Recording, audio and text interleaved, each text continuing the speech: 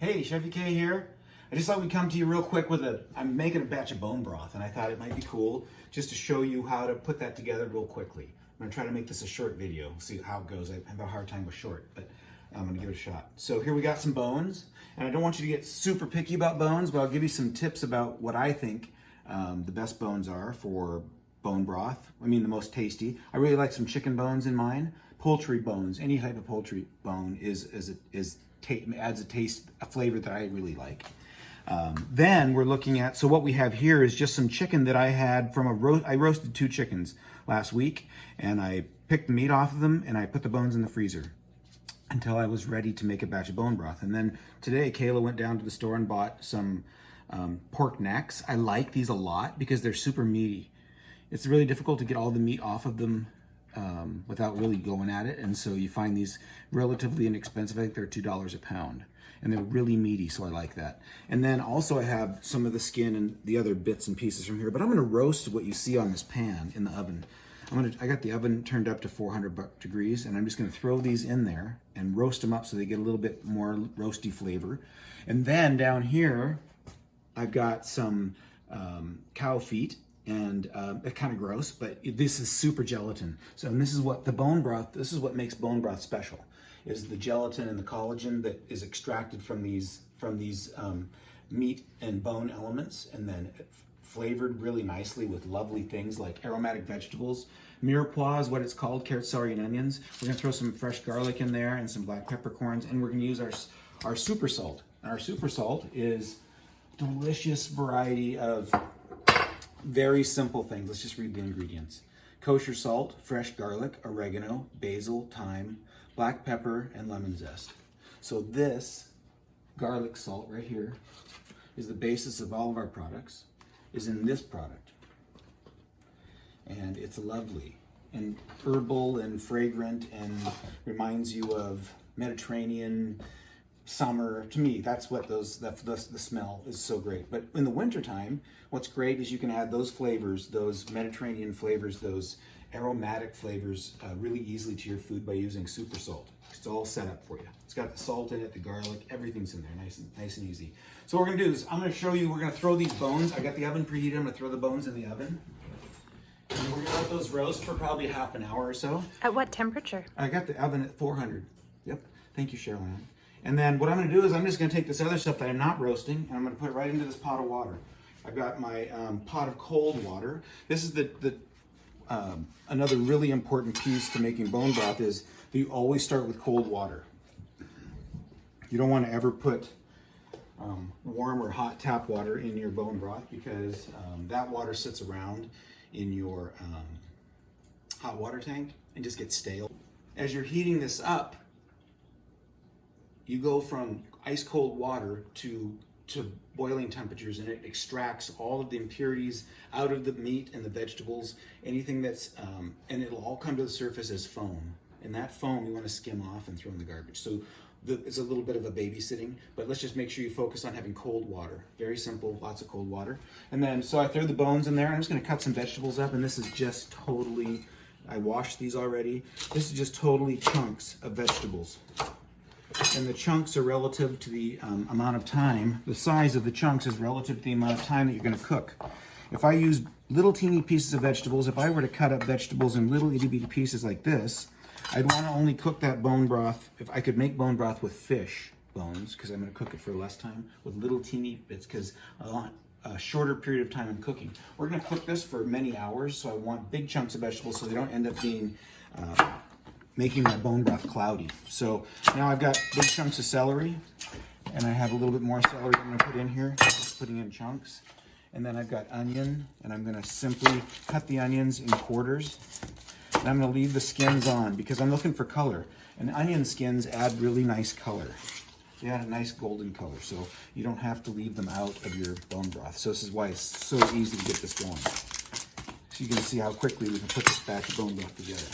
So I'm just putting all this in here. I just cut this right in half like that just to expose all that lovely garlic right there and throw it right in. And then I've got some peppercorns here.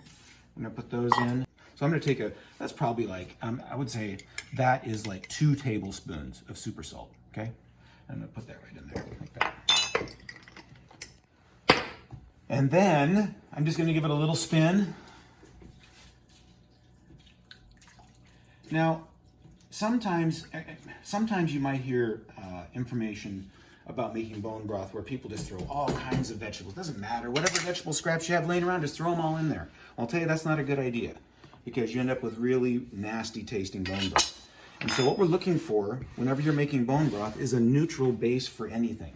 You make bone broth to be neutral and very simple flavors, more aromatic than specific. You know, like aromatic in the sense, wow, this smells really rich and delicious, and I smell some vegetables and some roasty smells and some meats.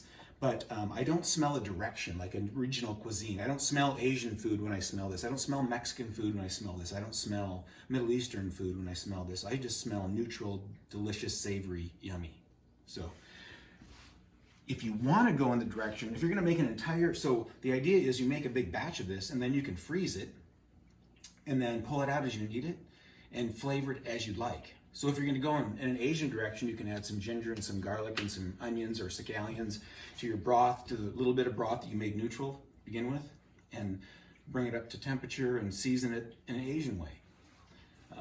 Or if you want to do something Mexican, you could get some hot red chilies or some dried ancho chilies or something like that and simmer them in the broth and get in the Mexican zone with some cumin and some garlic. It'd be really, so you can take off in any direction with the neutral bone broth. So we got this going. Now the next part is when these roasty bones come out, I'm gonna throw those in there and then it's just gonna be a matter of time. We're gonna babysit it for a little while. I'm gonna use a ladle like this and you'll see, I'll come back later when this gets hot. Hey, CheffyK coming back at you with the bones from the oven now. We're gonna add it to the bone broth.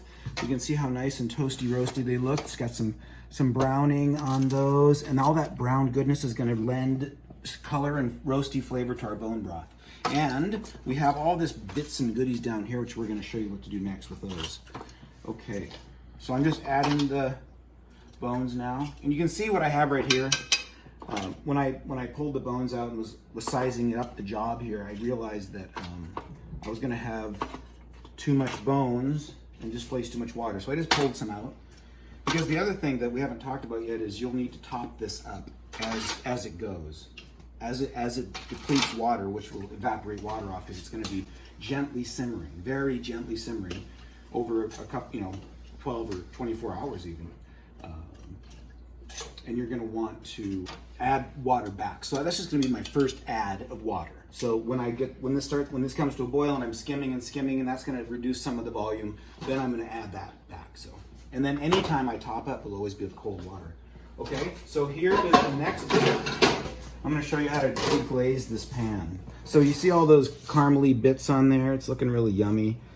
So I'm gonna take this rack off of here. But that's all good roasty toasty flavors and we want those in our bone broth. So I'm just gonna take some of the liquid right here and I'm gonna ladle it onto my pan. Just enough to coat the bottom. And then I'm gonna sit here on the burner and take a wooden spoon. And I'm gonna turn the heat on this for just for a minute. Just gonna keep it on, it'll get hot really fast. The idea is, this is called deglazing. And deglazing is just a matter of taking the brown cooked on bits that are delicious and caramely and color. They have lots of caramely color and flavor and roasting yumminess. There's so many good things to say. This is what gravy comes from. This is the good. You can see right now it's dissolving into the water and how it's adding that lovely color. That's what it's going to impart into our bone broth. These are the little teeny nuances of making bone broth that I think we forget. This is the good stuff right here, man. What we're trying to do is build flavors. We're not just dumping a bunch of water and vegetables together and turning it on and boiling the crap out of it for 20 minutes. We're taking and developing flavors, and we have delicious stuff going on here. So just a couple little things will make your bone broth so much better. So I'm gonna shut that off and put it preaching. Woo! Gosh, sorry. Ooh. And then I'm gonna add this back. You can see what I'm doing here, adding that in right into my bone broth. All those bits and pieces go right in there. And I'm still waiting for this to come up to a simmer. Like I mentioned before, the next step now is just to wait on this to come up. But I need to be on it. I need to be attentive to this. So I'm going to set it. I'm going to put it on. I got it on full blast right now, trying to get it up to temperature because I don't want to wait all night for it, but I also want to be ready for it when it comes up. So I'm going to set the timer for like 5 minutes and come back and peek at it. Set the timer for 5 minutes, come back and peek at it. That kind of thing. You don't have to be like standing right here, but it's a good idea to keep an eye on it because as soon as it starts to come up, it happens even before it boils. You'll start to see bits and pieces start to come up, and you don't want to stir it now. We've stirred it all that we're going to touch it now. We're just going to only be skimming.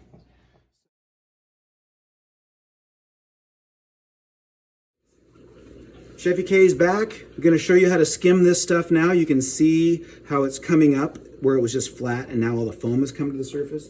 And the idea now is we're going to skim it off. And what you want to do is just have a little bowl nearby or a container.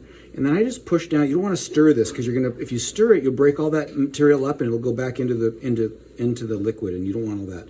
We spent a lot of time waiting for it to come to the surface, and we want to just get it off of there.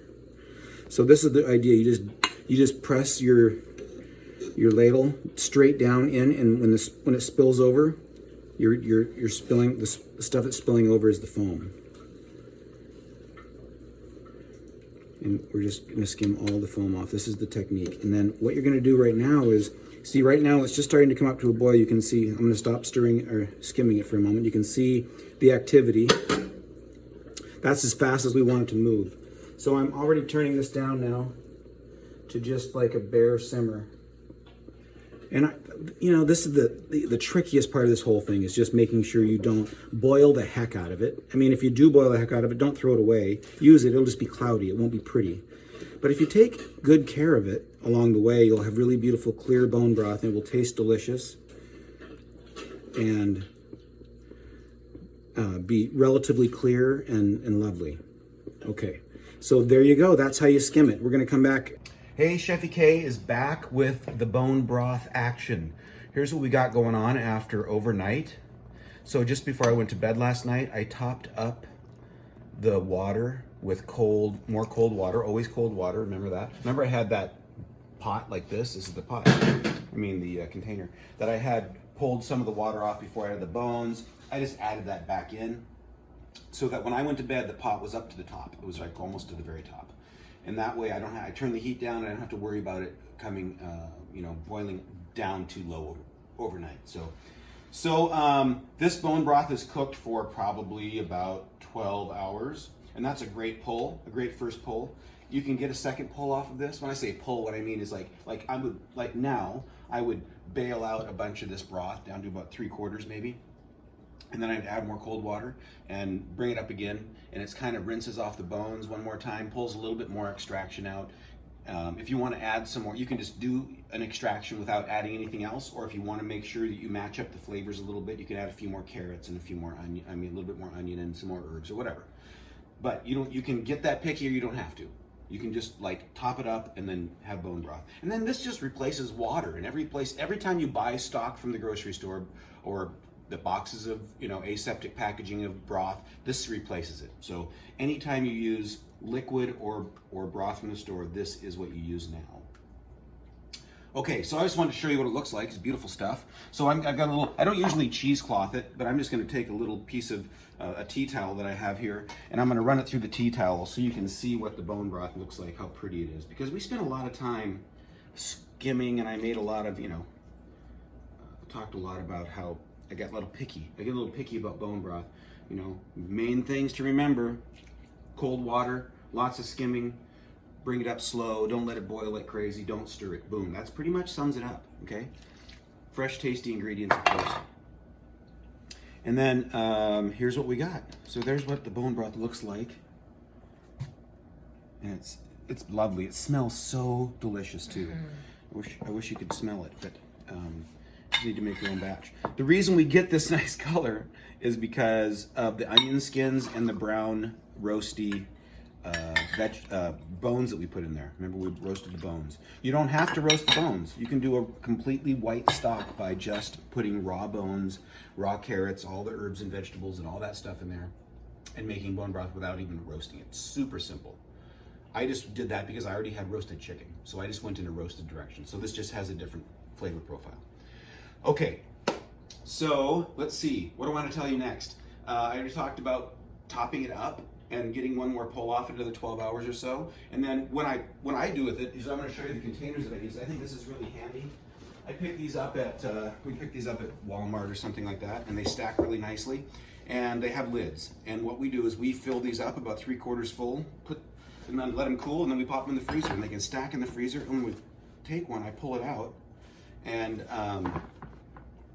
I actually bust off a chunk of it with a big cleaver that I have, but there's other ways of doing it. But however you can get into that, bust off a chunk or freeze it in smaller containers or whatever your thing is. But the nice thing is you put it away in the freezer and you're all set to go, and it works out really well. And you can season it with our seasoning salts, like for breakfast for Cheryl Ann. I'm going to make her a poached egg, poached in bone broth with a little bit of salt, pepper, garlic, SPG. And I can see that in the look in her eye that she's ready to have that action right now.